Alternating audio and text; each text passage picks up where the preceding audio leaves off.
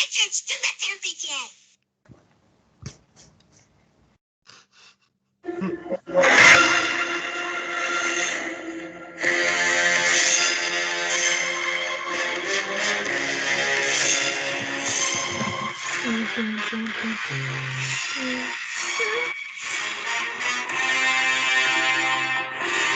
Hello, everyone. Hello. Welcome back to another exciting episode of Let There Be J. Very exciting. I'm Jonathan. I'm James. It has been about 2 weeks since our last episode. A little hiatus, but we got a jam-packed show for you to the pack today. We got a couple stool pigeons on today, but my question is, what was that audio, man? Who was that? That's Elmo. That's Elmo? Yeah, I don't know. That's Elmo. He's here. We got the real Elmo in studio today.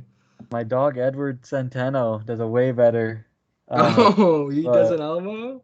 Oh yeah, he turns into Elmo. He drinks the Elmo potion. The Elmo potion. That's and he goes crazy. like, they're like, Edward, are you okay? And he's like, la la la la la la. And then they do that sound effect, that boom. Dude, love those guys. Okay, but just jump right into this today. It's gonna be a similar kind of format as last week, where we really chunked things down into categories. We chunk it. First, right off the bat, there's some sad news today. Oh no. Richard Donner, the director of such films as Superman and Superman 2, passed away today. Damn. At the age of 91. So damn, he was a good life, good long life. You know, he did Superman 1, did Superman 2. Well, someone else butchered Superman 2. Oh, but he came in after, or he just then he got his own cut after, he was the original director, and then they fired him. Oh shit! Have you seen those movies? Yeah, and I've never seen the original Superman 2, but I really like his version of Superman 2. Oh, is the Superman 2 the one with Lex Luthor and Zod, or is that the first one? That is 2. Dude, I like that one too. I've seen that one. It's the best one, man. And Lex Luthor loses his hair. Yeah. It's a good fucking movie, man. It's the only one I've seen out of the trilogy. Is there 4? Really, man? There's 4. You know, on a quest for peace, man. Is that the 4th one? Yeah. Is that the one with the Nuclear Man? Yeah, the Sun Superman. Yeah. Hey, there's 5 if you count Superman Returns. True. And that's the same universe, yeah. Yep. Crazy. How does he look older in the in the prequels and the one that comes before it? Hey, man. You know, they got what? Can't be questioning it. They got the Atom to play. No, that's not. That's the Atom, right? Okay. I thought it was someone else.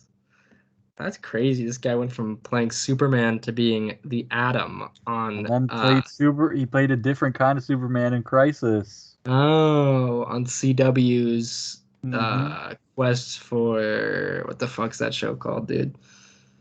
Legends of Tomorrow. Legends of Tomorrow. So good, man. They're still running, eh? Yeah. They're still going. But hey, dude, what kind of ratings think that show gets? I don't know. Probably not the best. Man, but they're just still pumping money into it. And I know you saw. Sorry, I know I'm derailing it, but I know you saw the clip finally of the CGI. I did. On the Flash. Flash, yeah. Okay. Awful CGI. But speaking of CW, I am currently watching Superman and Lois. How's that going? It's a phenomenal show, it really is. James is gonna watch it when it's all out. Yeah, I'm gonna grind it. Probably be doing a review on here someday in the future, so look out for that. Yeah. Well, how many episodes are left? 5? 4. 4. Damn, they're running it come late. back until next week. They're running it late into the year, right? Because usually those CWs finish up around like May, right? Yeah. It's weird. Yeah. Anyways, Rest in peace, Richard Donner. yeah, rest in peace to the king. Wow. Who made the best Superman movie. He did. In some other DC news though, it's light on DC news this week. So I'll just mention at the top. Oh boy. Basically, you learned Peacemaker is going to be 8 episodes.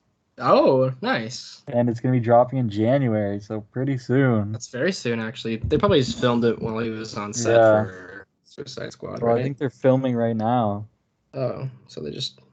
Never mind. They just kept him in the basement and just... Yeah, I guess so. Said, don't sign up for any stupid Fast and Furious movies, John Cena. Oh, boy. I have to do the... Who does the Fast and Furious? What's the company? The production company. Universal. Oh, it is a Universal thing. Is there like a Fast and Furious ride at Universal? There is. There's gotta be. I was gonna say. Like Supercharged, and people, it's famous for being one of the worst rides ever made. Really? Why? What's wrong with it? Because it's not like a ride. It's just like you're seated in the car in like a stable thing, and there's just a screen in front of you that's like mimicking that you're driving, but like there's like barely any motion at all. Why would they do that? They should have just done like a crazy fucking like. There's a crazy Vin Diesel mannequin. Oh. That I've taken some pics with. Whoa. They should have done here in Toronto. They have a place called Wonderland, which is like our Six Flags, and there's one ride called the Stunt Coaster, and it's like set on like a movie set, and you're in like a little like stunt car, and it's pretty crazy. It's a good ride. They should have done that for Fast and Furious. I had no idea that ride existed. Yeah, it's in like a nook, a cranny of the park. It's like really? Tucked away. Yeah, it's a great ride though. Barely been there though, but yeah, you do not like rides. I'm not a ride man. I'm an attraction man. That's good. Well, the good thing Disney's just an attraction place. I love Disney, man. That's my favorite fucking. Just wait till we go. Wait till we go with like, boys. I know they own everything, but fuck, they're so good at doing stuff. It's crazy. Like we talked about that Spider-Man animatronic, right? Oh yeah. Dude, like how? Like they're making that thing flip in the air. Anyways. Special stuff. Okay, but getting to our first topic grouping today. Mm-hmm. We have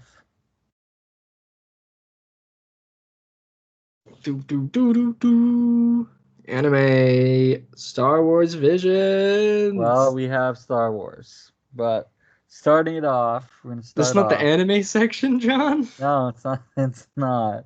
Oh shoot. We're gonna start off with we got a trailer and the first look really at Star Wars Visions. Now, James, as a running theme, guys, for today, James did not watch the full trailer.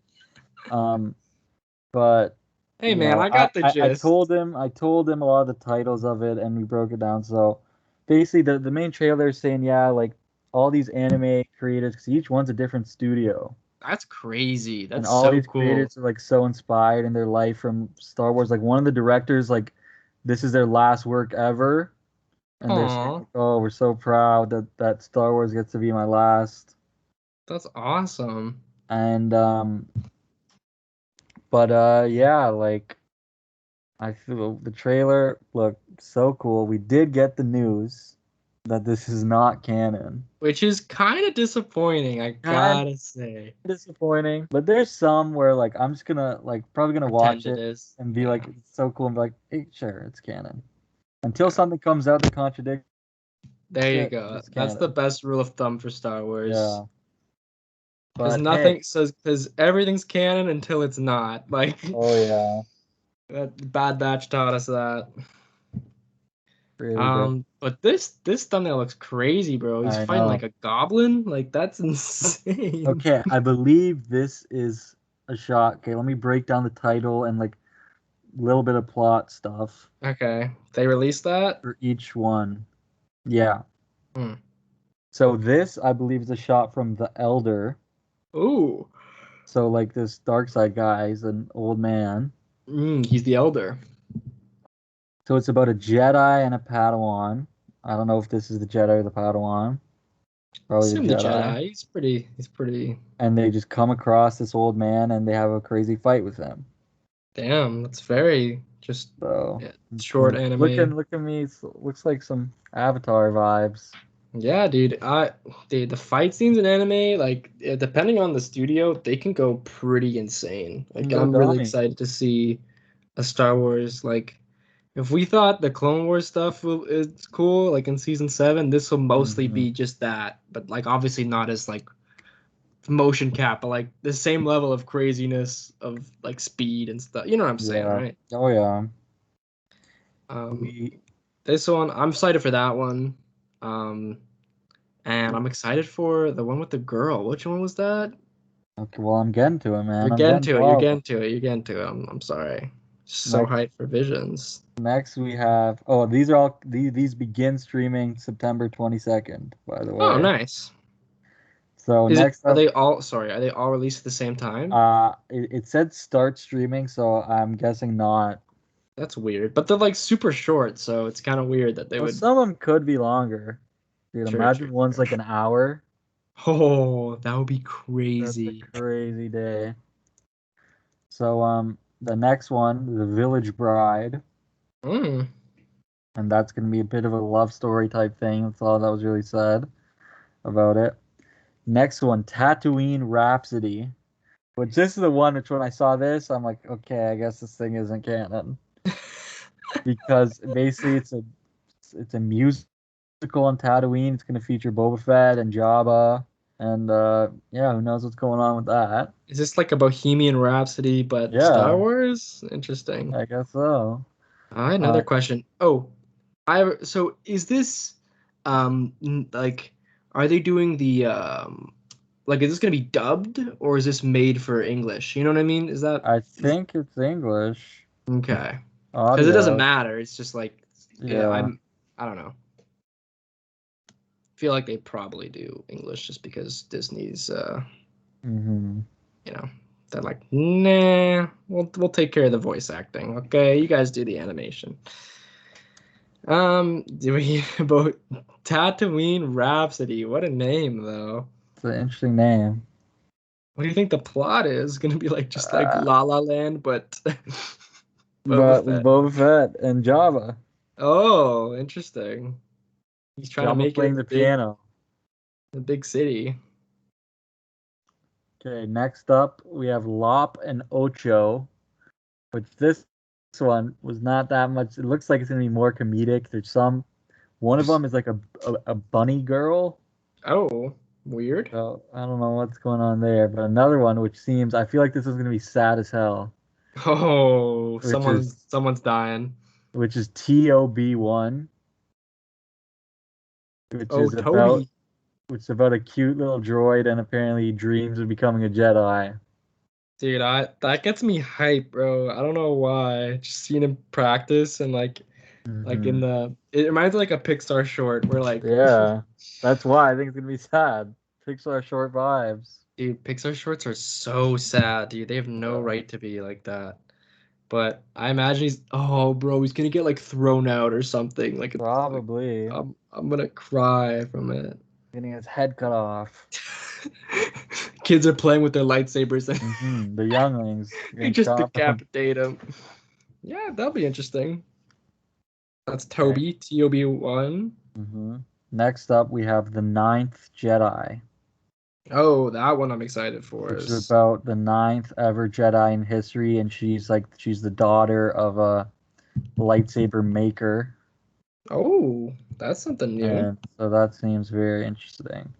Next up, we have the twins, which seems very interesting. Where it's a story about twins. One of them is going to go to the light side. One of them's going to go to the dark side. Dude, imagine that one's an hour.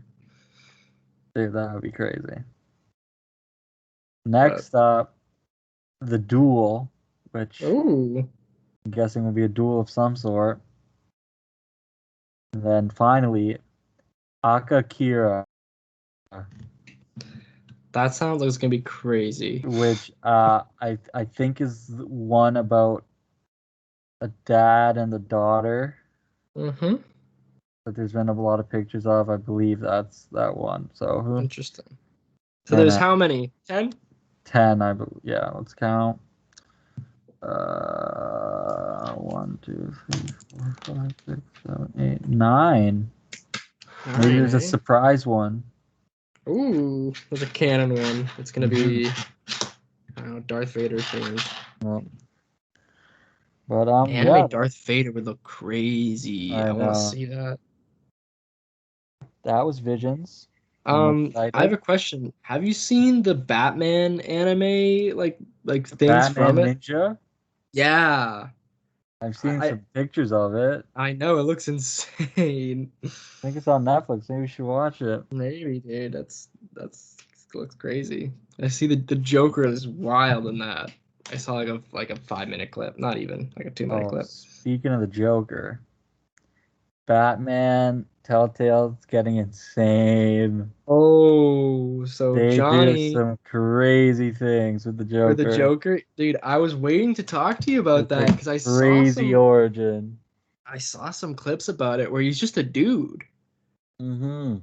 And I'm like, what? They're giving him an origin? This is insane. So that's exciting. Well, but the good thing about it is that they don't give him an origin. Oh, They that's give him a beginning. but then he just goes straight to Joker. Damn. Well, I'm not. I think you got to play it one day, Jay, Yeah, maybe I or at do. least watch it. I know one of the endings of the seasons, but I don't know. Actually, I know the ending of the game, I think. But there's stuff in between, obviously, that's different. How long is it? How many Oh, they can episodes? be okay. So it's 5 episodes a season, Okay. and the episodes are like at most 2 hours, Mm-hmm. and like at least like an hour 20. So there's 5 episodes, and then how many seasons are there? 2. Damn. So there's it's like 10 plus hours. Oh yeah, Oh, 20. 20 hours. Whoops, I'm stupid. Damn. That's dope. But yeah, great stuff. And you're almost done season 1? Or have you Almost. I got one episode left, season um 1. Probably yeah. gonna do that tomorrow night. Dude, Telltale's fuck, dude. When the games are coming out, you have to buy each episode. They're crazy. And I'm like, this is ridiculous. I remember there's one called The Wolf something. The Wolf Among Us. They The make Wolf they made a movie about it. They made a movie about I it? think it's coming out soon. Oh my God, I didn't know that. I played the first episode of it, and then I was like, okay, well, I'm not trying to spend $20. I just watched a playthrough of it after. Damn. Yeah, because there's some crazy stuff in it. The first episode goes wild. You rip a guy's arm off, you can. Jesus. Well, I think he grows it back because they're all like ghouls. It's like, dude, it's like the movie Bright, but if it was good.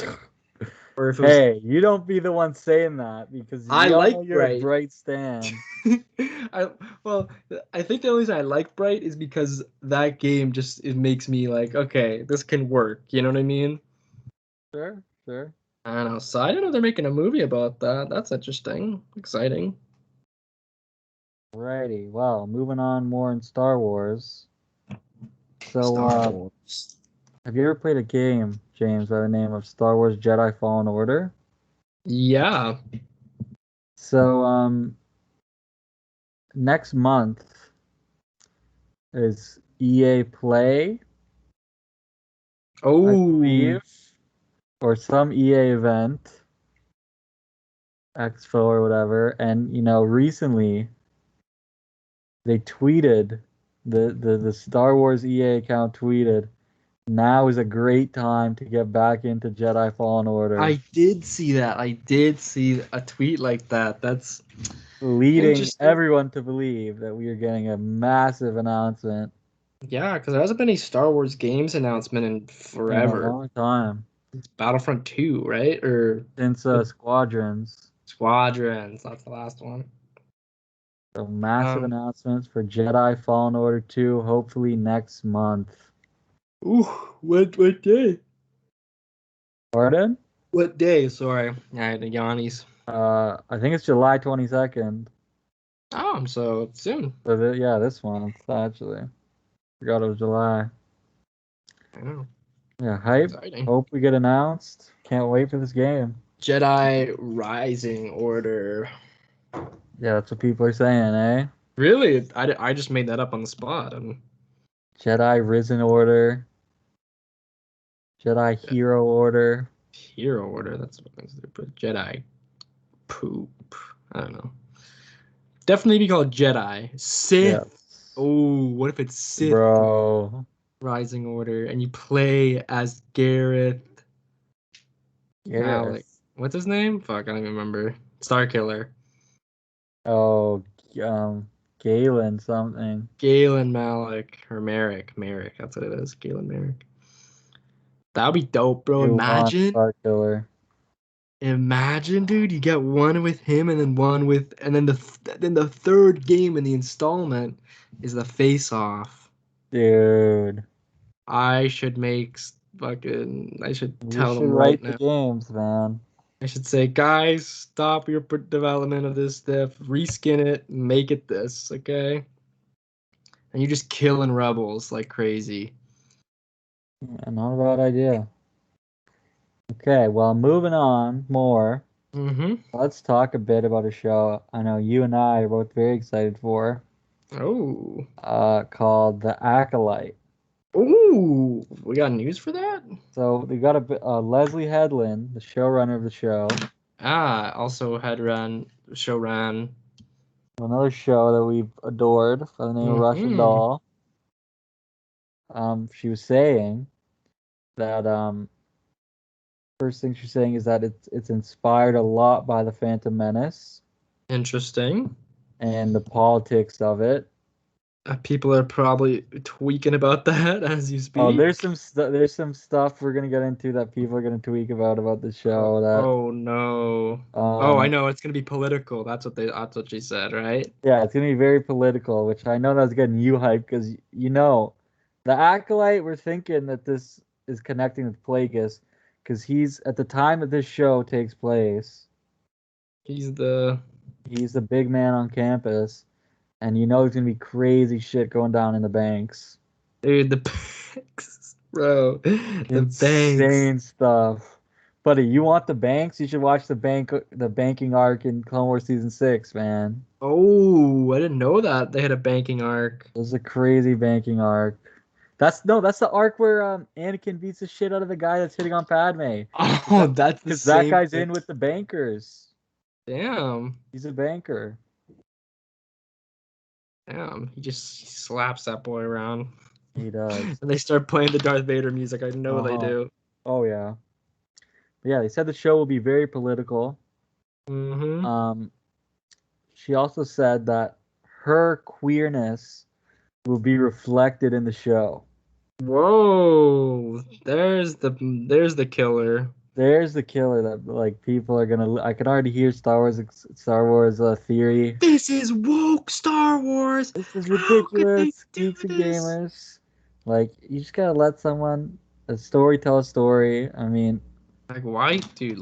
Why? It doesn't matter. I don't think it changes really doesn't matter. It doesn't change anything. And in fact, well, we probably shouldn't say that, but that this is something that's relevant to us. I get it. For something that might occur in the future, but it doesn't matter. A story's a story. Dude, I'm excited, man. So they also, I don't know if you're gonna talk about this, but they also put it a casting call, right? Yeah. Which is exciting. For a female person of college age at very athletic. So you think we're gonna get fucking some jacked person or just athletic, or because there's a difference. Imagine you get the female John Cena just to maybe jacked, maybe. Because that'd be crazy. Star Wars Theory has already complained that it's just feminism propaganda. Oh, God forbid. And God forbid women do anything in the world. Also, there's a writer in the writers' room who has not seen Star Wars. That This gets me excited because it means like I don't know. I feel like if you're such a Star Wars fan and you're doing all this stuff, you're so worried about what would I want to see? What do I want like referenced? Which can yeah, be a good thing a lot of the time. Like that's pretty much what the Mandalorian has been. Star Wars fans just like getting hyped with let's put this Star in Wars. here, man. But with this, I'm kind of do want something different. Like let's just make an incredible story, you know? Yeah, it's just a story that's set in Star Wars. It's not a Star Wars story. You know what I And mean? Does that make yeah, sense? exactly. And they're saying that they use this person to like anytime like things are getting off track a bit, like they would ask them like, is this making sense? Is this everything? And like she also said that she like because she wants the show to be kind of like The Mandalorian, in which like you don't have to have seen Star Wars to get it. Yeah, exactly. You can just That's a jump big in and point just too. dive into it. Like this is gonna be Star Wars' Game of Thrones. I'm telling you, it's gonna be well, Game of Thrones Damn. good. Like it's gonna be really mature, dark. Like this adults are gonna be loving the show. I'm It's telling gonna you. be full of betrayal, dude, or is it gonna be like the little finger equivalent in this show? Oh yeah. Dude, that gets me hyped, bro. Political, Let's do it. fucking, Let's do it. just go balls to the wall with it, man. Just like one fight scene a season. Hmm. Let's do it, man. I'm so You got hyped for the show. Plagueis with his big ass head. Yeah, that's a question. How are they gonna do Plagueis like not look ridiculous? Well, he looks like the one dude in You gotta put a hood on that guy. but isn't he the same race as those is that one person on like Utapau or is that a No, different no, no, race? no. That's the Inquisitors race. Oh, that's the Inquisitors race, but that guy looked huge in that. I know. Um yeah, so what is he? He's from like Poopin Land. He's immune. Immune. I swear we've seen Immune before though. We have in the that whole thing, the Techno Union, when he The starts. That yes, scene though in Attack of the Clones, like he's there, I believe, one of them. It's like the the banking techno clan will the support union. your order. The Techno Union supports your clan, Count Dooku. I fucking love the techno union. Dude, so you must have loved that first Bad Batch arc in Clone Wars season 7, eh? Well, they weren't as crazy in that, bro. They're a little evil. I just like when they're just like blah blah blah blah. The Techno Union, man. Like George Lucas was like throwing shit at the wall when he was Oh making. yeah. All right, so we're gonna have these guys with long capes, and they have like these little goggle eyes. They're gonna be green. We're gonna call them the Techno Union, okay? And they're gonna have like sound effects when they talk, like like. Uh, oh okay, man. man. Well, moving on to another story. Speaking of Hmm. Inquisitors a bit before, apparently some Inquisitors will appear in at least one fight scene with Obi-Wan in Obi-Wan Kenobi. Damn, And this that's just makes exciting. sense to me. Yeah, he's gonna wipe them though. He'll wipe them clean, but it's just gonna be Uh, it's gonna be great, man. But yeah, yeah, hype dude, for I'm that show. very excited for that show. But getting into some Mando, Mm. a stuntman, the main stuntman who plays Mando, was talking about season 3 and saying it's gonna be way closer to season 1 in that it's not gonna be as focused on connecting to the larger Star Wars universe and introducing all those characters that we've seen already and meeting them, and it's gonna be way more focused on the characters already established and really kind of delving into Mando, and that Thank gets me God. really hyped. Like I loved season 2, Yeah, season 2 was great, but it was a new person every the new episode, person pretty every much. episode, and like I just want to dive in. Let's dive into Mando. We got that helmet off now. Yeah, We let's got get a this going. crazy plot for the man going. It's gonna be like, and as like season 1 and 2 were very simple in plot, Mm-hmm.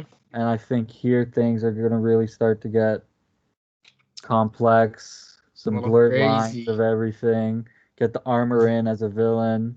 Gonna go Ooh. dummy. The Mandalores coming in. Oh yeah. They turned that place to glass, dude. They glassed it. They glassed it. The place is glass, bro. Like that gets me. I think we were talking about when the first came out. That's such a crazy line. Yeah, man. Well, we'll see if it really is glass. But finally, in Star Wars news, okay, it was said by the same stuntman who'd said about Mando, because he was also for Book of Boba Fett. He said Book of Boba Fett is way grittier and more violent than the Mandalorian. Whoa. And he said this is how Robert Rodriguez himself, the showrunner of this series, describes the show. And I heard this sentence and it got me hyped. All killer, no filler. Oh. So listen, Robert Rodriguez, you listening? I hear the words no filler and I believe him. So if we get an episode and I see a goddamn monster and that's it. Like, but hey, we'll talk more about how some things can tie into the show later on. But I'm so excited for the show. It's coming soon, man. It's coming soon. A little bit, half a year, man. Less than half a year. Less than half a year. So excited for the show. All killer, zero filler. You know, and I was thinking today, like, it's probably good. Like, what if it's all flashbacks or most of it is flashbacks? Because it's called Book of Boba Fett. Yeah, it is. I'm thinking, like, how much real conflict is there after? Like, he gets there and he takes over. He's there now. He's the king. Like, you could do some conflict. Maybe Cad Bane comes to him. Talk about Cad Bane later. Maybe he's gonna fight Cobb Vanth. He's probably gonna kill Cobb Vanth. I'm sorry to say it, but dude, no. Cobb Vanth has the Hutlet, and it's a challenge to the throne. I know. It's just damn, bro. But what if Boba Fett dies in this show? Would you be down? He won't. You don't think so? I think they might be doing season 2. Yeah. Well, there you go. And I think they definitely want him in that crossover they're doing, the massive crossover that's coming. Oh, yes. I would love for it to be mostly flashbacks, and you actually get to see him do some cool shit as thing. And you don't need Tamar Morrison in the suit, so yeah, just have him voice acted. It's not a problem, you know.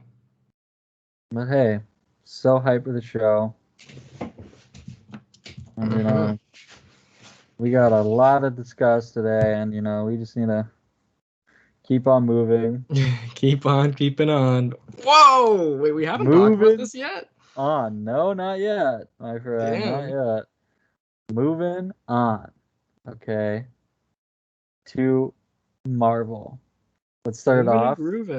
We got a new trailer for Shang-Chi. Our second trailer.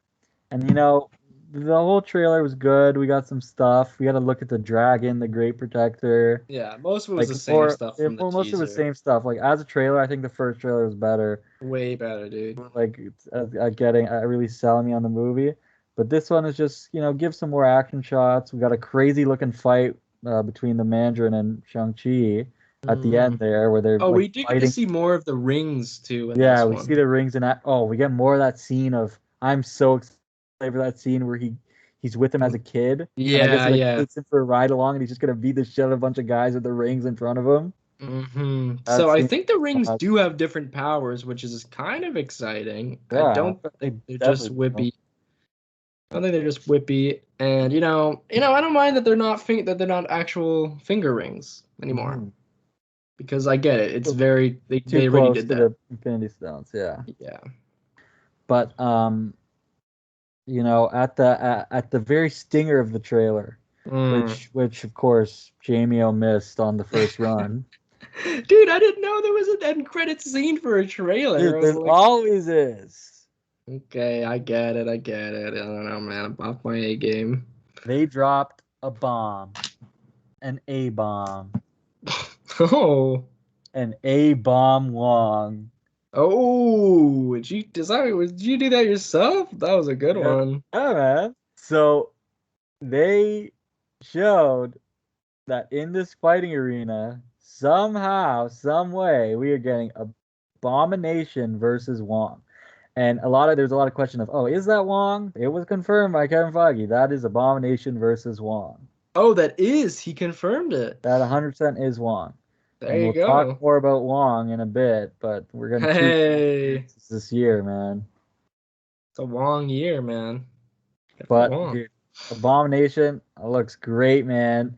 He's got fins. My theory is they've been keeping him underwater, so Mm, he just developed them. he evolved, right?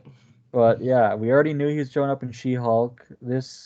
Someone He said looked this. great. It's like it's brilliant because here, just this, we've already connected this movie to Multiverse of Madness and to She-Hulk. It's gonna be crazy, but So, are they gonna yeah. bring back the dude, Reservoir Dogs guy, to Well, he's voice him? voicing it. He's voicing him. That was confirmed for She-Hulk. Oh, damn! I didn't know that. Good for him. Yeah, he's definitely voicing him. Okay. Cool.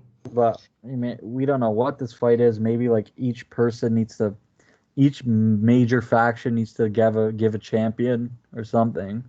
Dude, it's insane. This is the Mortal Kombat we wanted, I guess. Yeah, and like it just looks so dope. I'm so excited for this movie. Dude, it's not that far off. It's August? Right at the beginning of September. It's still in the summer though when it's coming out. September what? September September 2nd? 4th. Damn, that's So exciting. pretty much like 2 months, really. And Hey, theaters might be open by then. yeah, We say that about every movie. yeah, we really do. Theaters? Are they open? What? Yeah. So, James, what are your thoughts on the A bomb, man? Dude, that's when I saw that, you're like, James, did you watch the thing? And I'm like, no, Johnny. So I open it up in shame, skip to like 10 seconds left, and I see this, and I'm like, oh my God, dude. That was such a shock. Like it's really shocking. It's just like, okay, two people that have no connection to this movie, throw it in there. Yeah.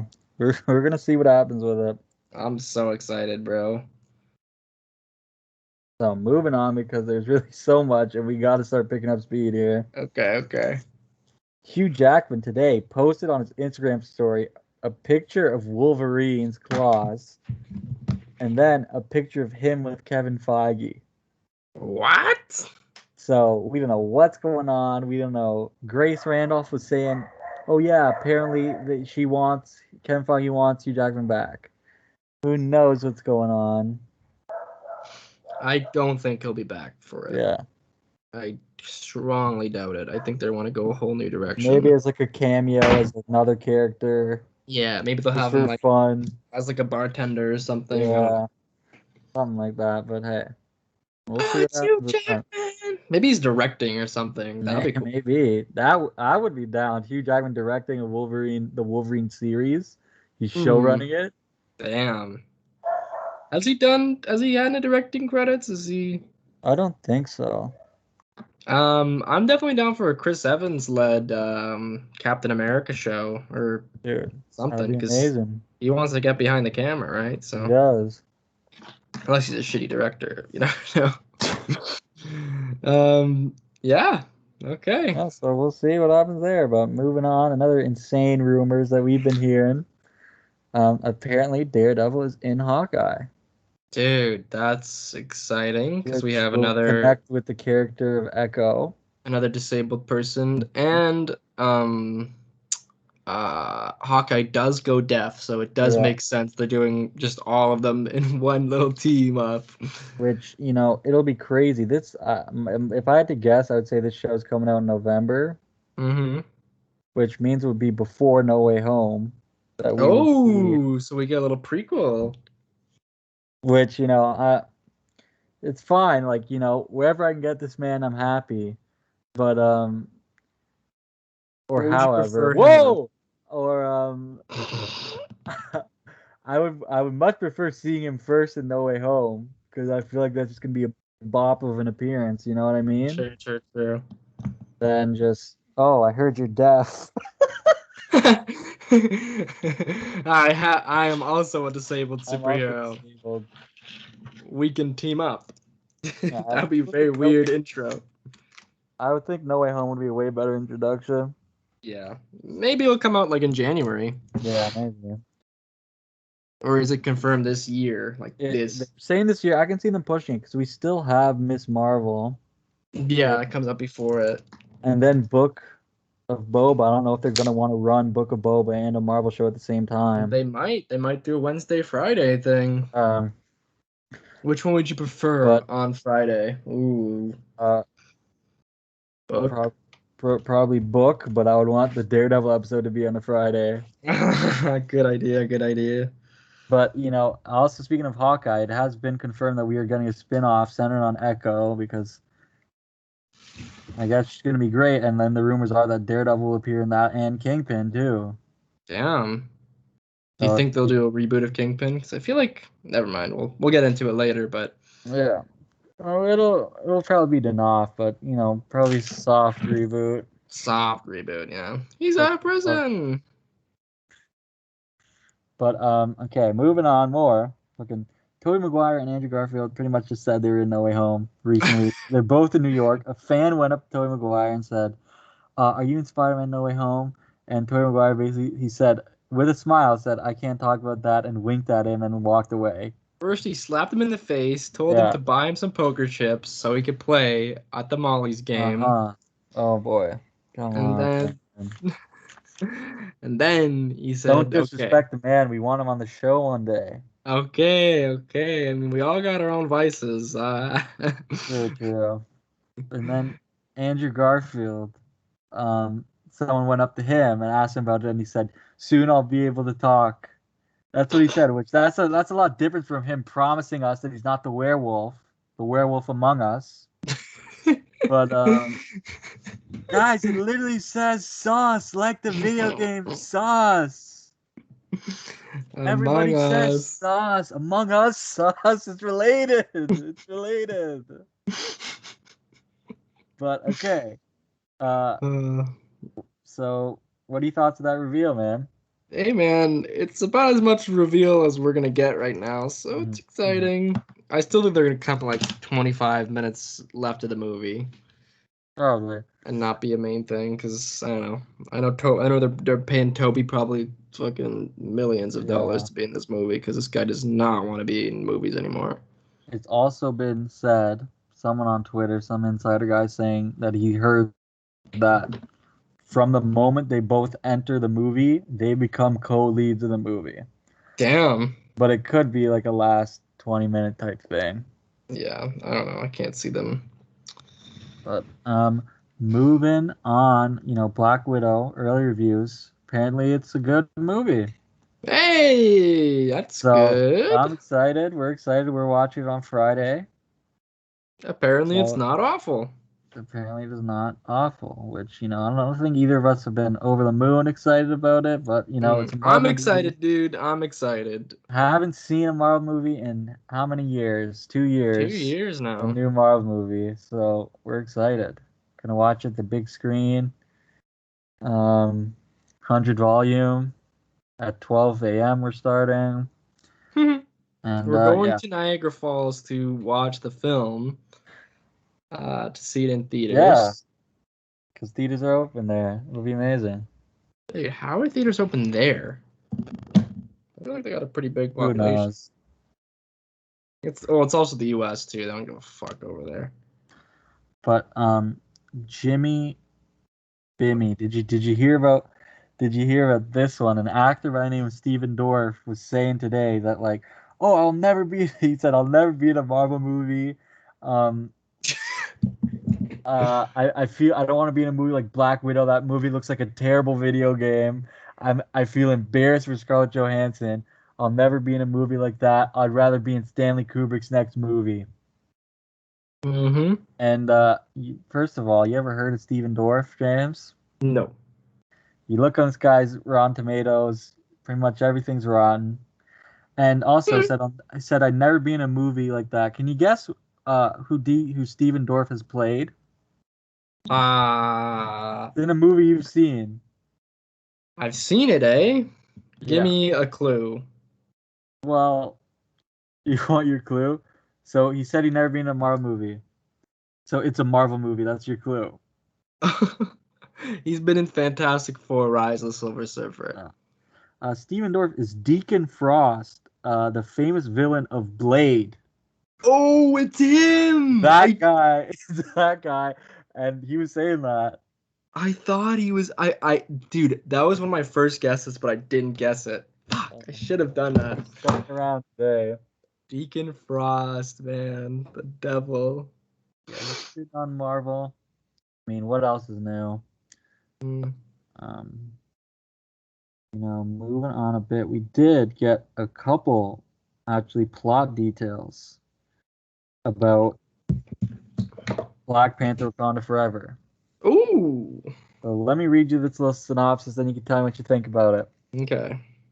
Both Wakanda and Atlantis are hidden civilizations with advanced technology and increased militaristic abilities that decided to separate themselves from the rest of the world for their own safety. And in a way, out of fear, Wakanda feared that their technology would be abused. Atlantis feared that the surface dwellers would come and desecrate the mythical city, just as they did so many years ago. And yet their fears escalate even further when these two once hidden nations clash with each other. Wakanda and Atlantis will have a shockingly intertwined history. Wakanda is the only country in the world with access to vibranium. However, rumors of its power spread throughout the world, and Namor's human father was sent searching for this rare material in Antarctica. Ooh. So apparently that's gonna be Black Panther Wakanda Forever. Damn. So that's interesting, man. I'm so excited for Namor, man. He's Yeah, gonna it's gonna be be great. he's gonna be a dickhead, and I'm so hyped for it. I also, yeah, hype for that. But I also want to quickly mention that I was humiliated on Twitter recently. I was having a desperate day. I needed some reassurance of happiness in my life. Oh So boy. Charles Murphy of Murphy's Multiverse, who is not welcome on this podcast anytime He soon. is not a friend of the show. He's an He's enemy the of the one show. who originally scooped that, Charlie Cox will be on. He's been spotted on set. He will be in the movie Spider-Man No Way Home. So I texted him. I said, or I tweeted him. I'm asking this to desperate man. What's the percentage that you're sure that he's in the movie? And he just responded to me with a gif of a man baby. Damn. And I immediately was just shamed. But anyway, Charles Murphy, not welcome on this. And if he's not in this In your movie, moment of weakness, if he if he is not appearing in this movie, you're gonna be there's burned to the hell to ground, my pay. friend. Okay? I will burn this. What's the Omni-Man quote? I don't remember. I will burn this stupid rock to the ground. Something like Damn. that. Something like that, dude. That guy's gonna get fucked up, man. Charlie's Universe? What's his name? Um, Murphy's Multiverse. Murphy's Multiverse. Even a worse name. Charles Murphy. Fuck this guy. He has two first names. I know, and he everyone always asks him everything, and he just I don't know. It's kind of makes fun of them Dude, well, that's your for job or whatever. asking. That's what you do on Twitter. He Like just people trolls everyone who's asking him, "Oh, is this happening? Is this happening? What do you know about?" like how does he get this information? Is he like some kind I, of I don't. fucking Some kind of insider sources, people ask him that, and he's like, "I've literally been doing this for 13 years to get to this point, man." And gay? it's still unbelievable. Sounds awfully like flipping tricks to get ahead in the universe in Yeah, the but I don't know. But this is gonna Charles get to Murphy, him. man, we'll see how your predictions go, buddy. We'll see you See where you around, are in a couple okay? months. But moving on, speaking of No Way Home on that topic, a bunch of toys leaked, eh? Yes, dude. So what the fuck? So first we got the Lego sets where we see the Sanctum Workshop, which is cool. With the we see we didn't really Wong get much in casual revealed. fit. Lego. Yeah, Wong is wearing some kind of winter coat. Mm-hmm. And then we got that the does gold. not look like Wong, eh? It does not. I thought it was Ned at first. I maybe Wong grows hair, but dude, Yeah. that's weird. Yeah, so there's that. Then there's the other two Lego sets, which don't really reveal much Well, except they for reveal the gold suit. the That's gold it. suit, which is so I guess Lego knew that there's a gold suit in the movie, I but they're guess like, so. okay, we can't reveal anything from the movie, so we're just gonna do a No Way Home like play set. You know what I mean? Like they usually do for Spider-Man. Homecoming. Homecoming, sorry. And then they have a 4+ no Far From Home set. Dude, I Yeah. always get them confused, man. Yeah. So I mean, it's exciting. The Sanctum looks great. Mm. But I think even the bigger news was the Pop toys. The bigger news of the Pop Toys, but even before that, we got the leak of the integrated suit. Yeah, we got some which looks kind of action like the Iron Spider. I really like the suit. Some people hate it. Some people don't. Some people are named I James like and they it. don't Kind of mixed appreciate the it. Iron Spider, the gold. I like that it still has like the black. Yeah, So I kind of I think enjoy he it. just put them together. I just don't want them to be the stupid legs. I think we got too Yeah, I much don't of think that. we'll have the legs really. But yeah, It'll grow on me. I think I told Johnny this, my one biggest pet peeve is that I like the black suit so much that I'm mhm. sad that they're changing it so early, you know? So yeah, then we got the Pops, which revealed to us that this new suit is called the integrated suit, and it Mm-hmm. has some form of magic to it. He's got like some magic coming out of his emblem, Chest. and Yeah. it looks like he's whipping magic too. Like his web shooter is gonna have magic in it, or something like that. I don't know what's going on, but Mm. that was looking really cool. What do you think about the magic in the suit? Dude, I have no idea how it's gonna work, man. I don't want him to be a magic user. Yeah, I don't think he's gonna learn magic, but I think Doctor Strange will just enchant it and he'll be able yeah, to like do something with it. Like do some something cross multiverse with it. yeah, maybe. I don't know.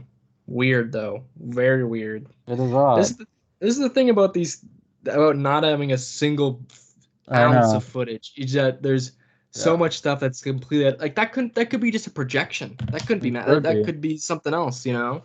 It looks like it's magic. Um Also, we got the gold and black suit, which I think looks great.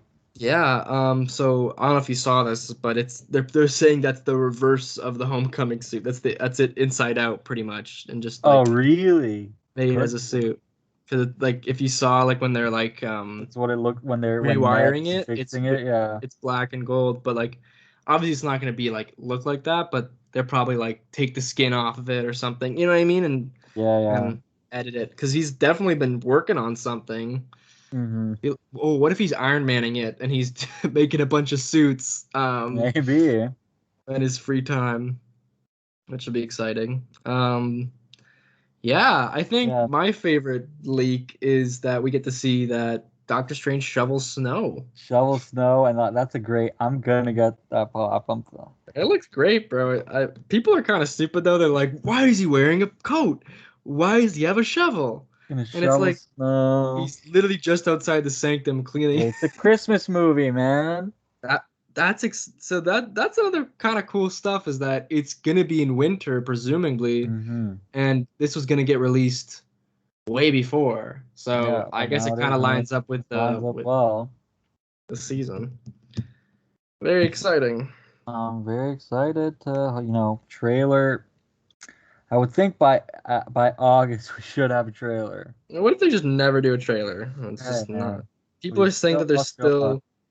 that they're still gonna release it for Black Widow, but I think it's No, kind of past here's the that. deal. It would have to be tomorrow because they always do it on Monday and Tuesdays, and if it was tomorrow, we would know about it already.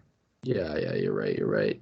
Let me check Twitter really quick to there wasn't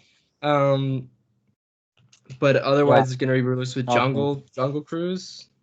which is July like 30th. Which Oh is, my to me is god. weird because it's a Sony movie. Why is it coming out with a Disney? I guess Yeah. Is there any Sony movies coming out?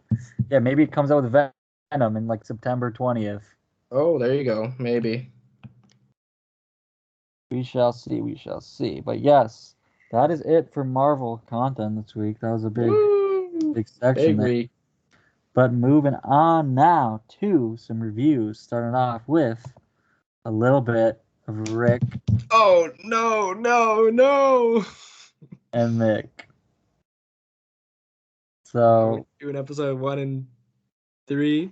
I have seen episode 2 and 3 of season 5. James has only seen episode 2. Mm-hmm. We'll talk about episode 2. I thought episode 2 was a great episode. Dude, James did it not just like it. what? What? Go on. I was just saying, like, it goes balls to the wall from the get-go, and I loved it. Everything with the duplicates. That's what they're being called, right? Yeah, the duplicates they're not clones. They're Yeah, it's something like duplicates. that. Copies?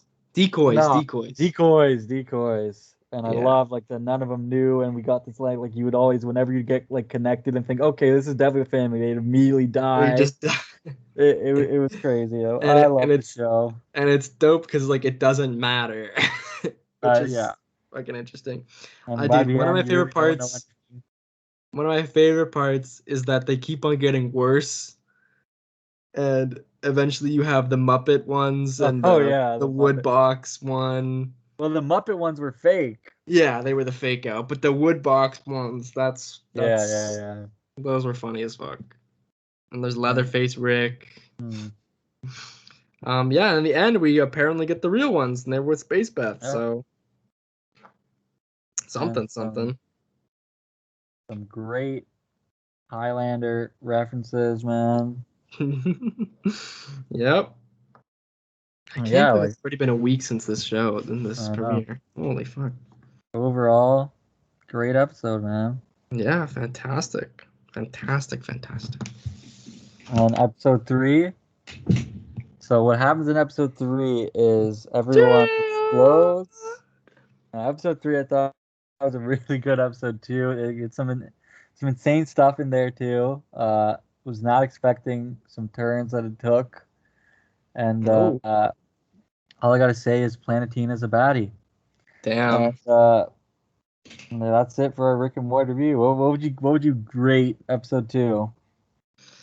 I think I liked 1 better, so I don't know. I rated 1 probably like a 9, so I'll do it like an 8.5 for this one. 8.5. I'll match that, and I'll do about 8 So far, for so good, episode man. 3. It's a great time. Excited to watch 3 whenever I can, because fucking life. Moving on to our next review here. Star Wars: The Bad Batch. Episodes 9 and 10. I have seen episode 9 and 10. James has not seen episode 10, but he has seen episode 9. Mm-hmm. So episode 9, I thought was a great episode. Got a crazy, basically Cad v Fennec. Yeah, that went nuts. Episode went nuts. Like they really hit a stride from episode 7 to 9. It's just an amazing 3-episode arc, pretty much. It really is. It goes so hard. And Cad was so good. There's a fight with Fennec, which I thought was a pretty evenly matched fight the whole time. People were obviously saying that Cad should beat Fennec easily, but hey, you gotta understand, like Fennec is very powerful. Mm-hmm. She's fast, she's smart, and like it was pretty evenly matched the whole time. Like they both got the one up on each other multiple times. Yeah, I think Cad even had more of a advantage most of the time. He was kicking her right in the face at the end there, right? Yeah. He was fucking her up, dude. And he had those rocket boots coming back. So yeah. I mean, you had Toto going crazy. I like the scene where Omega fix him up. Some great Omega stuff. And yeah, I love this episode. And at the end, Omega's reunited with the Batch, and Hunter makes a promise to her that she'll never go back to Kamino again. And I can guarantee you that promise will be broken in an insane season finale. But Jamio, what did you think of episode 9 of The Bad Batch? Dude, I loved it. I love that Cad was just like the main part of it. I love that Omega was the main part of it. Yes. I like the little kind of clouds, Bespin looking place they were on. Really set up the atmosphere. I thought Boba was gonna show up, so I was a little disappointed it was Fennec, but it made sense it was Fennec. I like the twist that it was the good girl at Kamino. Yeah, the good Kaminoan who hired Fennec to not have her return to Kamino. So that was looks like Fennec is, I guess, not showing up in the show anymore because she told her to. Yeah, just leave her be. She's safe with the Batch. Yeah, and someone just some Kaminoan just dies. yeah. And Fennec just bops her. So there's some crazy scene in the cloning facility. There's some crazy looking clones, kind of look like Snoke. Yeah, but it turned out to be a Kaminoan, so crisis averted. But yeah, absolutely love this episode. I'd give it a 8.5. Damn, I think so too. Same. It's an 8.5 kind of day. Yeah. All right, let's get into episode 10 of The Bad Batch, which we pick up on what's the planet called? Ord Mantell with the Batch, and we get a mysterious visitor walking in. The yellow hood unrobes it, and it is Quinlan Voss. Oh, this happens.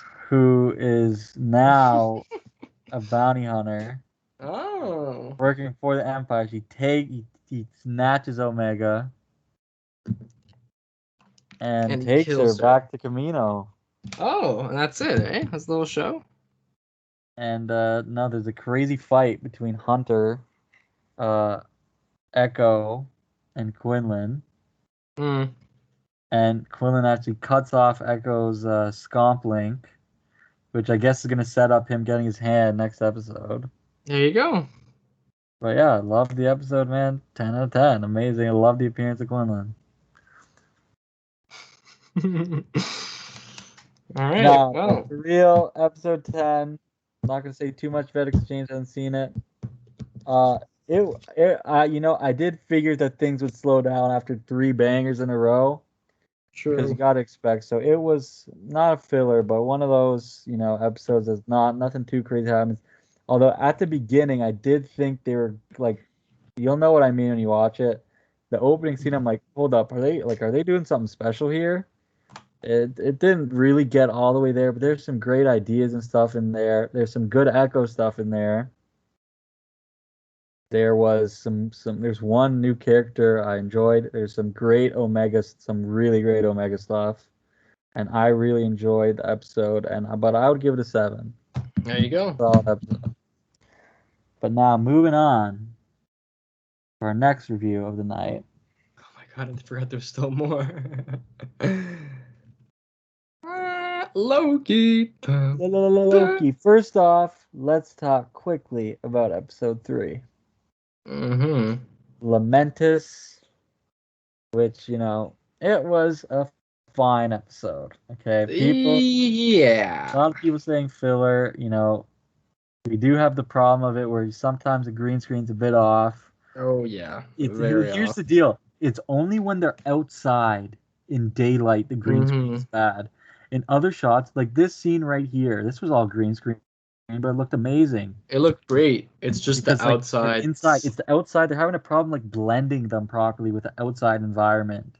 Yeah, it looked kind of like a Robert Rodriguez film. Yeah. Yeah, sort of. But episode 3, I thought it was fine. I actually do like it better in retrospect with episode 4 because I think the main idea about episode 3 was forming a bond between Loki and Sylvie. Yeah. I think that's definitely a key. Very important moving forward. But I'd give episode 3 7.5. Jamio, your thoughts on episode 3? Yeah, same kind of thing. It was kind of a slow, kind of weird. I don't like. I I did don't like the like the discussions on ending. the train. Yeah, I like the train stuff. I don't like the endings. I just thought I was like, oh, okay, it's Yeah, done. I was ending hyped like for. kind of. Yeah, what are we I was doing? hyped for like a big heist thing that they were gonna Uh-huh. do, but then they're like, okay, I guess the budget's not good enough for this, so we're just gonna have them fix it next episode, and I then it just did ends. I did love the oneer. Yeah, the one was okay. It was pretty good. But I like the one girl that just shaps them both. yeah. Yeah, I liked a lot of the character stuff though, but same. Yeah, I think I give it a 7. I really miss Mobius. I'll That's tell you that definitely a much. key. But we got a bit of a lackluster episode last week, or no, the week before last. But then last week, they really made up for it. They really did. Episode 4, which I'll just say, man, was slamming. Slamming! Crazy stuff, crazy reveals. They tell the TVA agents they discover. We got some great stuff with Hunter B-15, I believe it is. Just whatever, the main one. Great stuff with her. Love the scene where she's like in the rain and crying, and like the memories are coming back. Dude, what I would love to see though, I think this is a budget issue. It's just they show everything like in her head, and you just see all of the memories. I think that would have been great. But I actually like that they didn't. Interesting. Because I think that'd be I feel like that's stuff that's done a lot, just showing memories. Because it's the things like we don't have to know the whole backstory. Yeah, you just have to know that it's real, right? It's a thing that like she had a life. Like you can make it up for yourself what her life was. It's not really important. Not too important. I get it. I don't know. But smart. Yeah, great. Sylvie was great in this episode. We got Sif back. We did. Right, she's coming back for Love and Thunder too. But it was great to see Sif again. We got to see the return of Mobius, boys being boys, and then the heart-wrenching demise of Mobius M. Mobius. That's his name, eh? When he decides that they're telling the truth and that he did have a life, and he talks about his beloved jet ski. It's like, you know what? I want to be in a jet ski. Zapped him. Weekend when he died, but guess what? He's not dead. He's coming back. There's other footage in the trailer with him. Oh, there you go. But at the end, we finally see the timekeepers. Yeah. We find out that they are not real. We find out they're a fish man that no one understands what they're saying. Because at first they're going to execute them, but Hunter B-15 shows up and saves the day. Yeah, whips everybody. Fight. And, they beat everyone pretty much.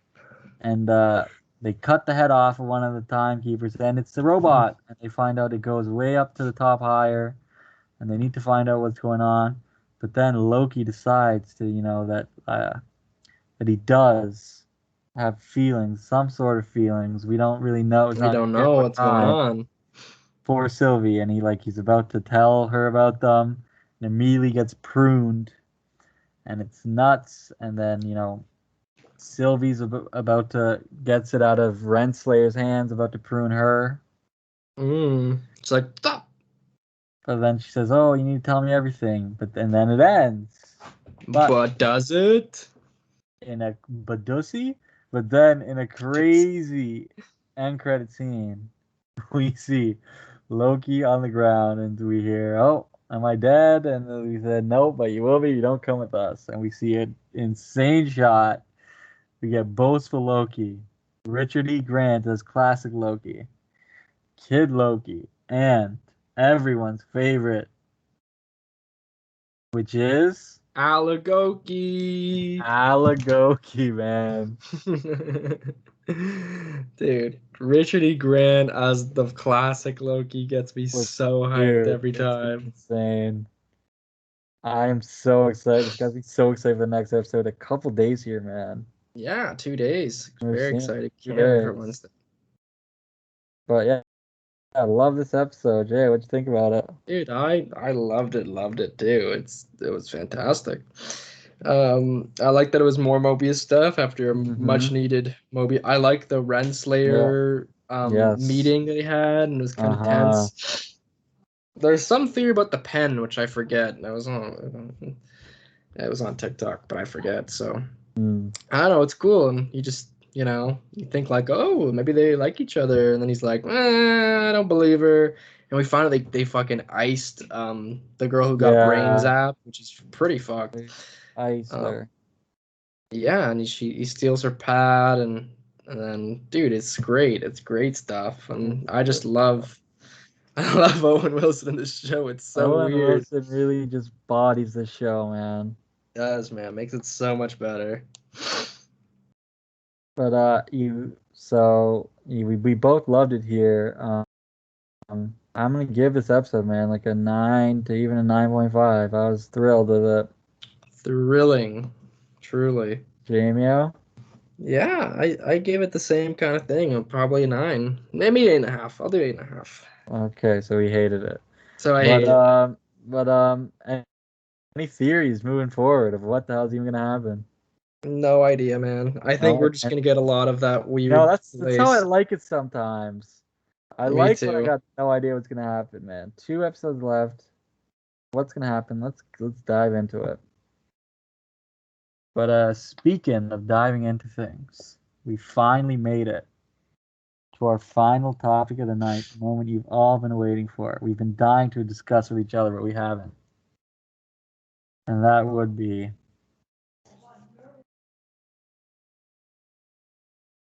oh, Justin? We have a problem. What's wrong? The I. problem is that this is the best season of television I've ever fucking seen in my life. That's a big problem. Are finally doing our retrospective of Daredevil Season 3. 3, long awaited. Well, I've kind of Yeah, Johnny's tackled. showed my hand here a bit by saying this is my favorite season of television of all time. But hey, what do you think of the season, man? Dude, it's definitely one of the best seasons ever.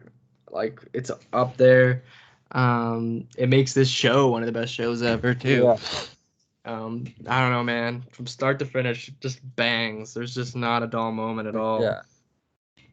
Like it does start a bit on the slower side. Yeah, that's for sure. But I love that because it just builds and builds and builds till it explodes in episode 6 Oh, with the Bolton fight.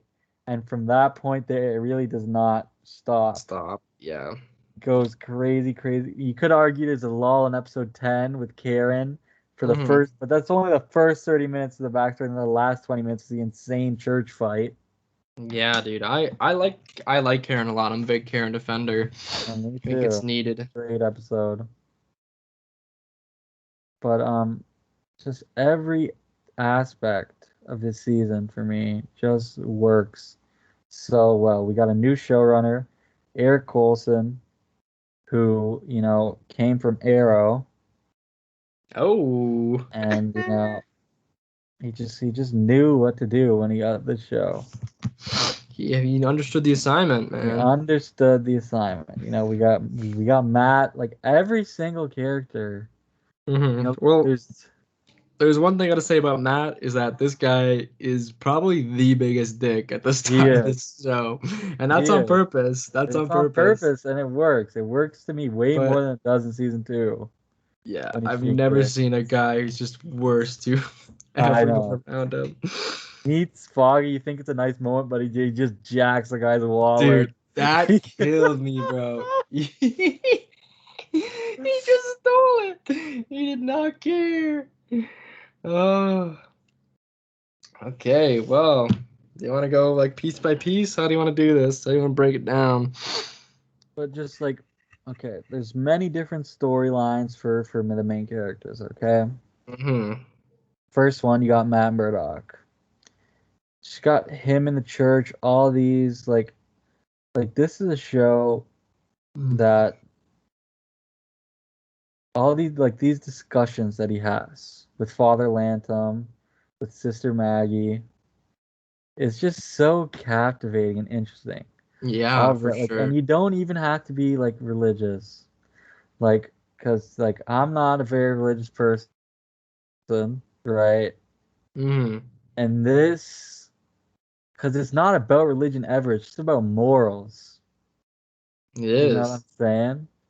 And just the conversation about what's right versus what's wrong, what you should do in Mm-hmm. times when you Like, should you give up? What's the meaning of everything? What's the point of having friends if it's all gonna just crumble, right? crumble around you in the end? And Well, it just you got to think about his mind state as well. yeah, His ex-girlfriend died, yeah, then came back, and then died died again. again. So I would be fucked up too a Yeah, little it's a bit, bad you know. place. And like he was like, "Oh, I'm in love with you now. Let's kiss in the rubble." And yeah. And the Matt Murdock story, I think is so great and so interesting. And I've had this realization in the show of I don't think I've ever, because a lot of time with movies and stuff, you my favorite character, a lot of people's favorite characters, will not be the main character. True, it's the side It's one, the it's someone side ones else. because they can be interesting. It's the But villain. yeah, this is this show is the most I've ever liked the main character. True. He's a compelling It's character, such a very compelling. compelling, incredible character And he who has a has so lot of much depth flaws. Let's be real. and flaws to him. And you gotta love the scene where he clears out his nose. James took a lot of inspiration for that in his own life. I had some sinus issues from Yeah. allergies. I had to get one of those pots. And I was like, damn. Like he snotted out a lot of it. Like Mm-hmm. that's crazy. But when you say that, like the main character, man, you gotta give it to these side characters too because they are Yes. fantastic this season as well. Even a new introduction, which Mm-hmm. kind of came out of nowhere when we first watching it. We're like, what the Yes. fuck is this? Ray Nadim is such a good Ray character in Nadim. this Okay. show. Ray Nadim is a character who, on paper, if you had told me about this character and how much screen time they would get, I would say this is not gonna work. Yeah, this I is a would bad say idea. this is gonna be a character that every time there's a scene of them, I'm gonna say, okay, show me someone else. I'm just gonna wait for this scene to end. This is I hate to say this, but this is how I sort of felt with the kind of character of Madani in the Oh, Punisher season 1 on my rewatch. I found myself kind of getting bored and not really please caring change the character. about all of her scenes. But with this, it's just where he's such a they suck you in right away Yeah, with his don't you family. meet him at the family You meet him jam? at the family. You don't meet him as a cop. You have no idea how he ties into things at first. Yeah, he's just there. He's like, He's like, just there. You what get the to fuck care is about going him. You get on? to care so much about his family and the way Hmm. he gets The roped cards are into things. declining. Yeah, the way he gets roped into things by the end. It's just a brilliant dude, when that guy gets popped and just that whole sequence of him just staring and he's like, you work for Wilson Fisk now, and he's just sitting down at the table, the music's going crazy. Oh my God, dude. I thought, yeah, that is It's so crazy nuts. in the house when Uh-huh. you're like, what the fuck, dude? I remember I forgot about that. So I was like, oh my God, this Yeah. happens. So that was a great twist to have again. And even The stuff about the pool in the yes, beginning, ties in very symbolic, to very the end. foreshadowing. It's Um, just it's great, crazy. man. But talking about some more side characters, I think Karen and Foggy great this season. Great this season. Especially Foggy, Foggy. especially. Yeah. Foggy kills it this season, man. I love his run for DA Love his and that whole DNA. arc. This guy's going hard with Marcy. Yeah, Crazy they're living scene. together. It's very nice to see him just happy too. Yeah, we do get the return of Blake Tower, which I completely from season 2. Yeah, I forgot he was the assistant, Yeah, but he's the new DA, which is new interesting. DA. I love seeing his family, everything. Even the Mm-hmm. way they tied in with him with his brother. Yeah, dude, that Look at was the crazy. books. There's more on that later, because dude, Yeah, yeah, and then we get a lot of Karen stuff. We get a whole episode dedicated to Karen, which I Karen think everyone thought she was back gonna die in that for sure. episode, but she didn't, which is good. And that She's Karen episode, like we potent. said, it's a good time. It was needed because we kept hearing about like, All of her oh, past. something happened in her past, and then you're like, oh, this is what happened. This is really fucked. And yeah, and then her relationship with Ellison's tainted. Yeah, I don't know, man. It's and crazy. yeah, and like talk about new characters. Sister Maggie Sister on the Maggie, I Kira side, forgot. Yeah. incredible character. Dude, I love the the whole flashback. Oh, I thought it was so good. with her and I, I fighting. I think the way they do the reveal too is so Yeah. I crazy and swear we knew powerful. before though. Johnny and I Oh, knew well, somehow. we knew because from like YouTube breakdowns and shit like that, and like True, true, true. the second Defenders ends and they say go call Maggie when he's in the because you see him Oh the yeah, last you know that scene like we saw on YouTube. Oh, this is his mother who is it in the. was it was a nun. But we knew. But for someone who doesn't know, like that's gonna be a crazy reveal. Which, speaking of someone who doesn't know, I'm proud to say that my mother the Oh other no, day she's watching it. was saying, there's no good shows on Netflix. She's been watching The Flash. I've been hearing her watching The Flash, and I'm just said, I got a great show for you. And I finally said, just let her watch it. And I said, this is literally my favorite show of all time. Check it out. It's called Daredevil, and she's gonna watch it. So we'll see it. But for her, like she's gonna be tweaking when that reveal happens. Yeah, man, that's exciting. But Sister Maggie was great. I like that she always like calls him out on his bullshit the whole Dude, time. the whole time she's like, "You are She's like, "What are freaking." you doing?" Yeah, I know, because that's what everyone else is thinking. That's what I was thinking about Maddie. It's like, bro, what are you like for real, man? And then she's I hyping him up about working with the friends, and then shit hits the fan in episode Yeah, 6, and she's like, okay, I guess I'm not gonna keep my mouth shut then. dude. I also love one thing with Matt Murdock this season how he sees Kingpin and talks to him, Yeah, and I then didn't like later that on at he the sees his beginning, but I father. did like that at the end. Yeah. Well, it's a great thing about because he's alone a lot of the season, and like it's great to like see what he's thinking, and to Mhm. get some dialogue from him. So I thought that You was a really good see his device. little demons kind of Yeah, come. see the demons, and I like the line. I like the line where he's like, I restore your hearing, and the first thing you hear is yeah, people chanting my uh, name," amazing. which is like, Um, damn. but speaking of that line, should we get in a bit to the villains of this Yeah, season? man. The So first of all, let's villains. start with our returning villain, Kingpin. Amazing stuff with him, man. Mhm. See, and in this season, and I was watching an interview where Eric Olson was saying that he was trying to relate him to Trump, Oh, no way. or not like directly relate him because Obviously, like personality wise, nothing like him, but like or like how like basically just how the public money perceives him. money is power these days, Yeah, really. And he's trying to make an allegory to that.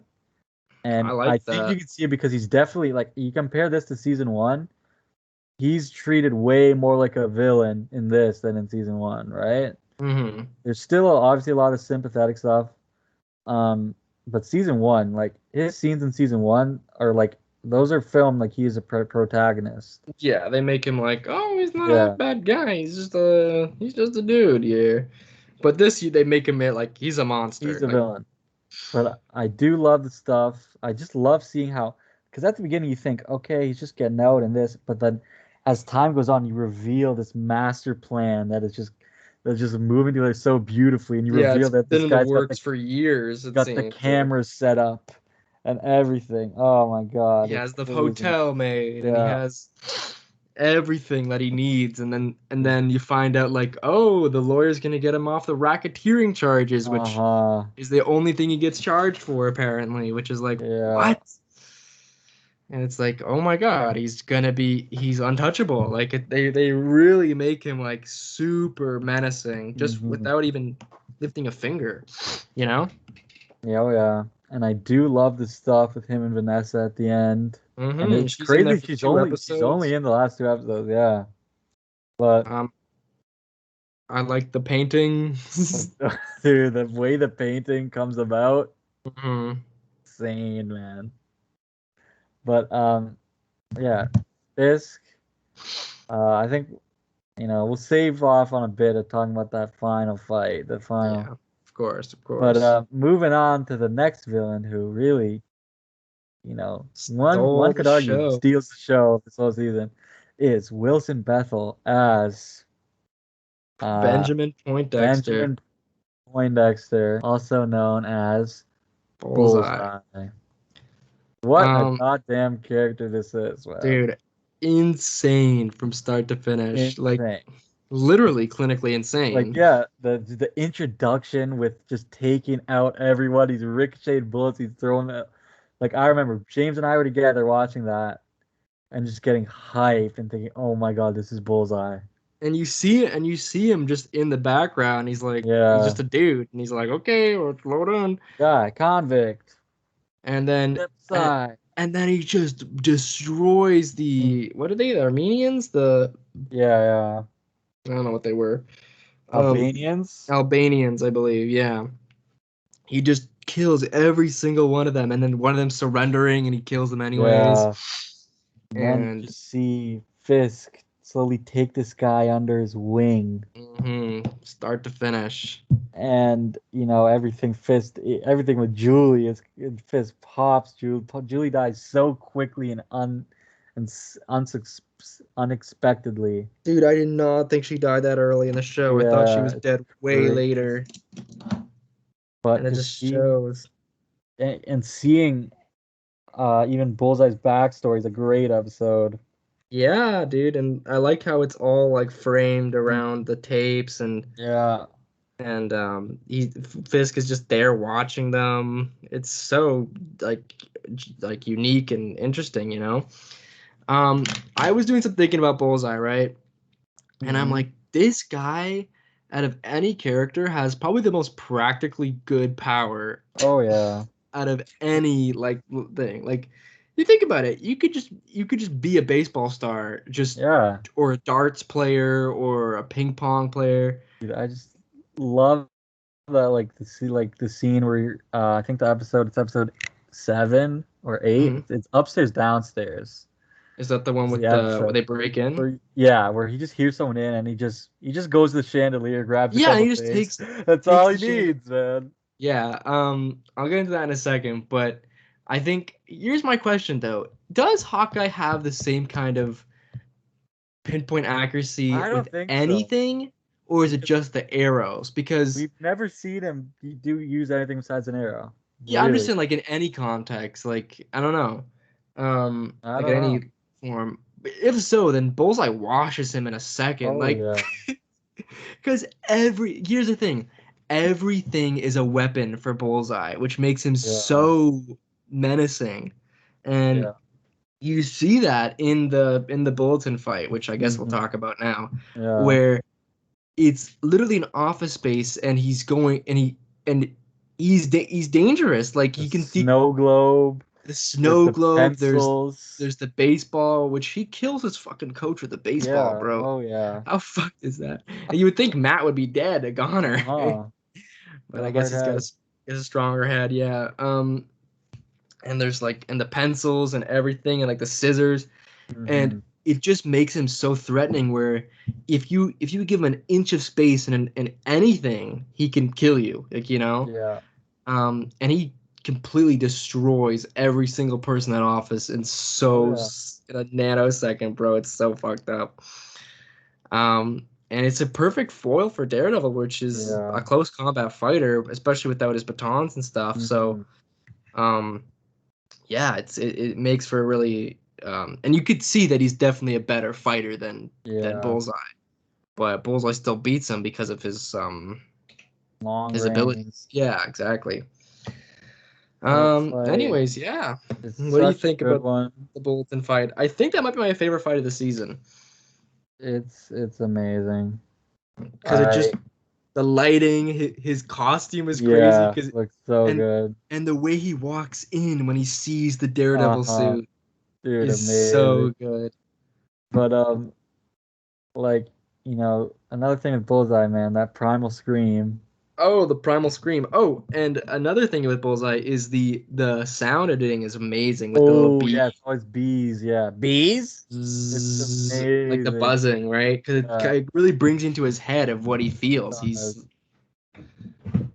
so good. Yeah, steals the show, man. But and one point about Julie, that person is literally the best person to ever exist. Like the nicest person. I can't believe she's like, okay, I'll be all right, we'll do it.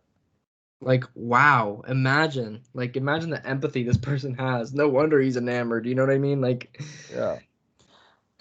And the crazy reveal is that I was never attracted to you. Okay, I know, buddy. that's a crazy. Sure, you were. Crazy reveal. But, I was like, okay, interesting. And then he just ices her, man. Moving on, I guess, from characters. Let's talk about a little bit about maybe some sequences that really blew us away. Yes. Let's start this off. We already talked about the Bulletin fight, but action sequence that was we didn't mention this one. Yeah, the episode 4 Oneer. The prison fight. Yes. The prison fight. I think it's 11 minutes. It is very good.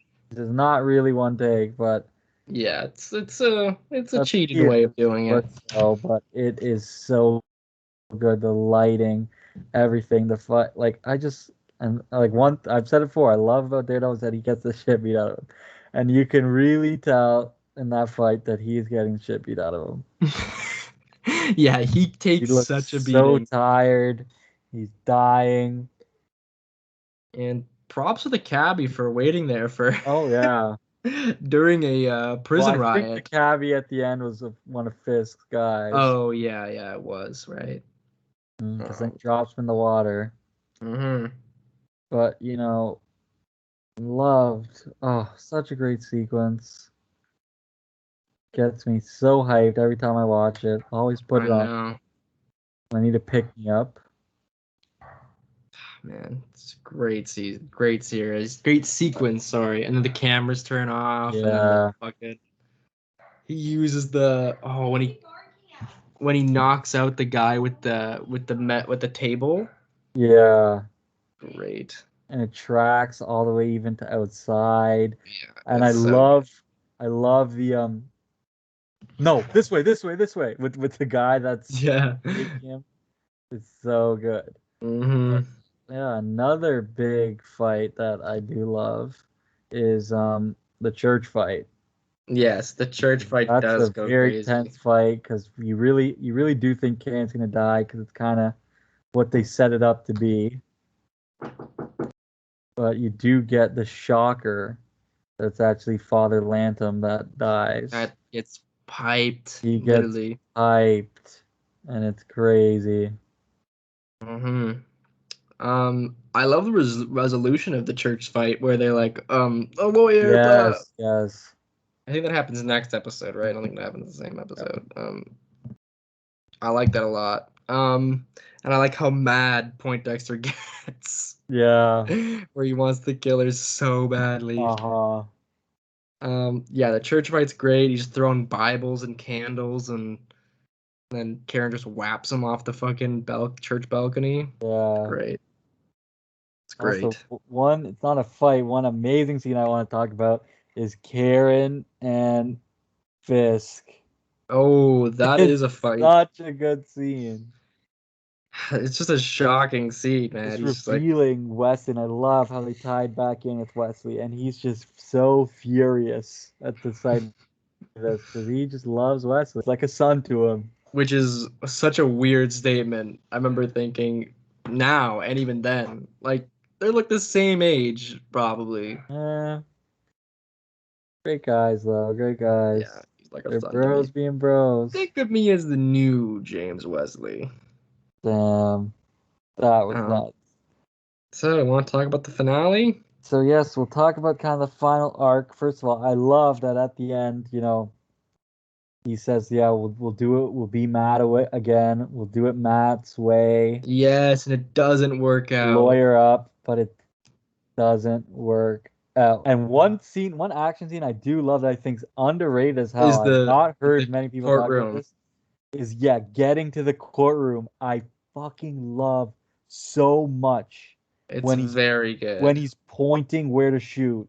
Oh, when he just pops them all. That is brilliant.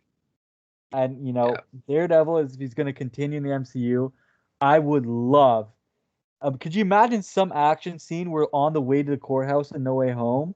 Yeah, he has to just direct people. Gets attacked by I don't know, Electro or something, and he's pointing of where to sling a web, or could you imagine that? It's genius. It's genius. But here's the one thing: doesn't that go against Daredevil's thing of no killing? Because he practically killed those people. Hey man, it's just a wound. He's pointing at the wound spots. Oh, man. Okay, you're right. Come on, man. Come on, dude. But but it doesn't work.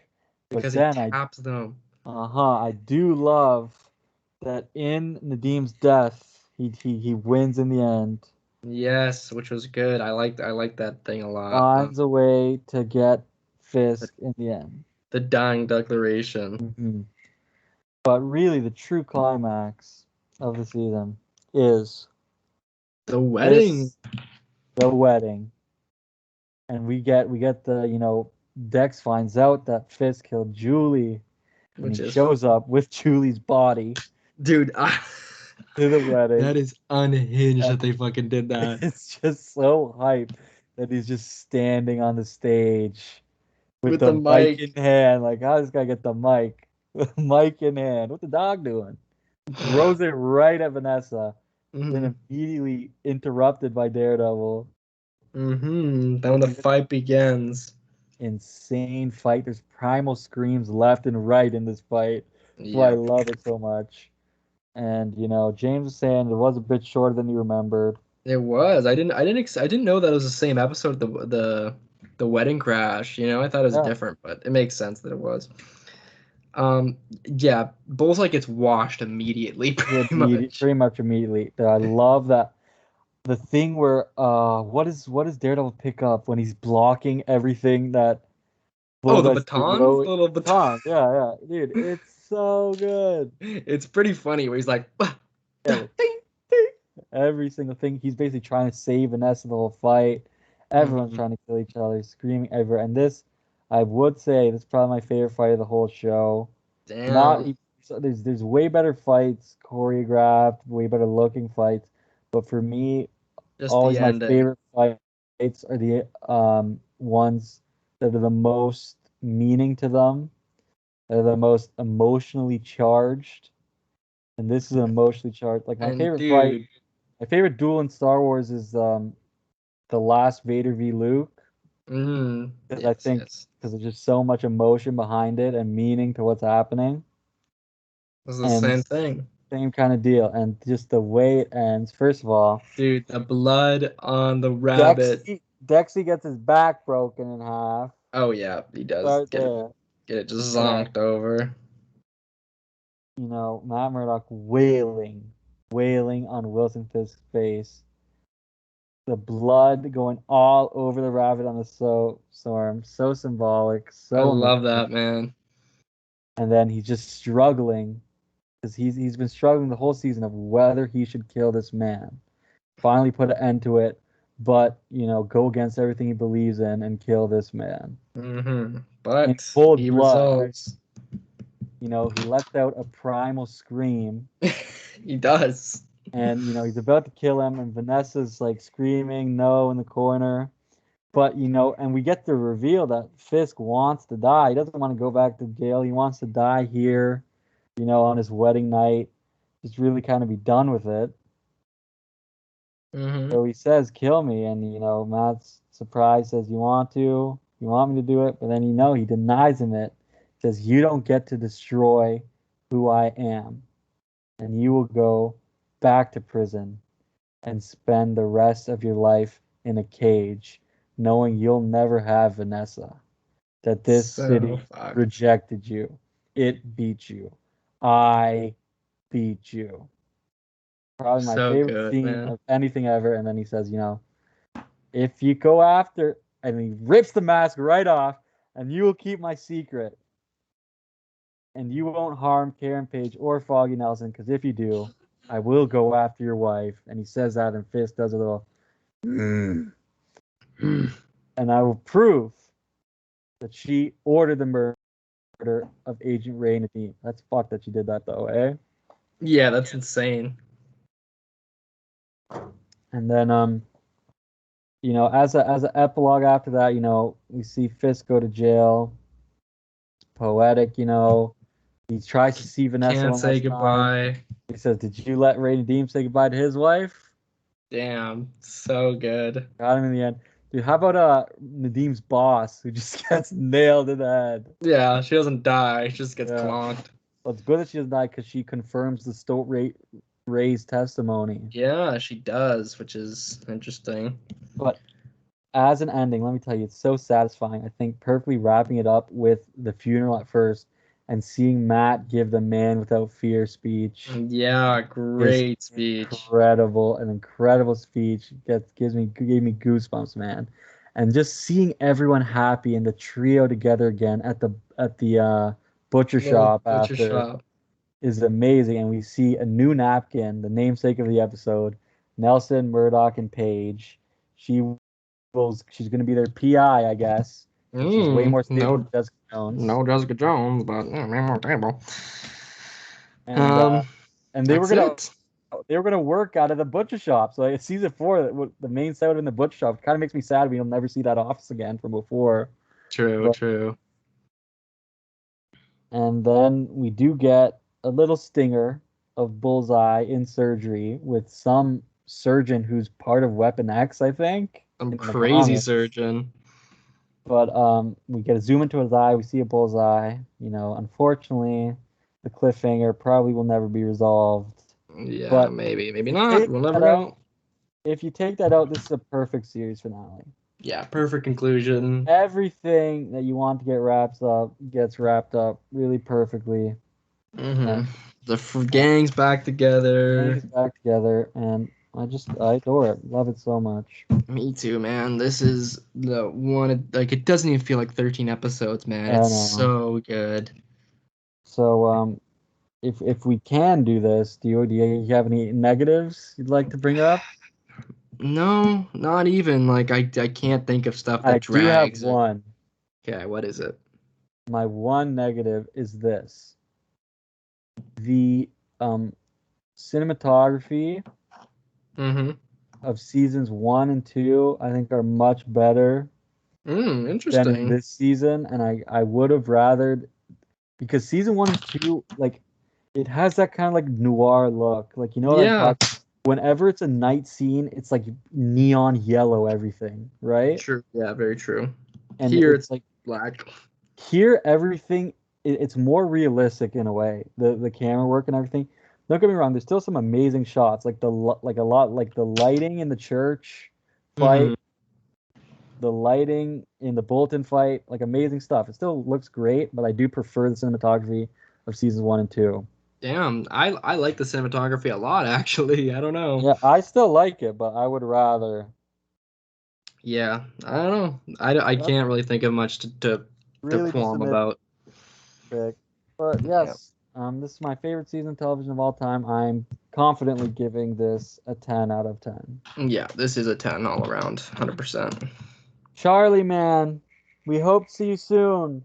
Very Yeah, soon. I hopefully, got you. man. I got your signed poster right next to me, brother. It was And nice seeing you. it was nice seeing you again. And let me tell you something, guys. Thank you so much for listening to this episode of Letter Thank you. J. So we have finished Daredevil now, which means next week or sometime we're gonna Next be week, doing. shall we do it? Yeah, we'll do the 2004, 2000, whatever the fuck it Going came out. to watch and do a commentary for Ben Affleck's Daredevil. And I'm really excited to just, I'm so excited to do this podcast. Really kind of started with us saying we should because of the one day we watched Spider-Man 3 together on FaceTime and really had a blast kind of doing our own commentary that wasn't even being recorded for it. So I'm so excited to react to this movie. Dude, it's gonna be good. Get it done. And we'll see you guys next week. And it's my first time watching it, so yeah. See you guys when we see you next. Hopefully get the commentary out to you. We do got some stuff coming up. Black Widow review coming out. Loki. Yeah. More Loki, more Bad Batch, more Rick and Mort, more news, I'm sure. Spider-Man No Way Home trailer one of these days, man. So Maybe, much if good ever. stuff coming in the future. Thank you guys so much for watching. And All we'll right, see take care. very soon.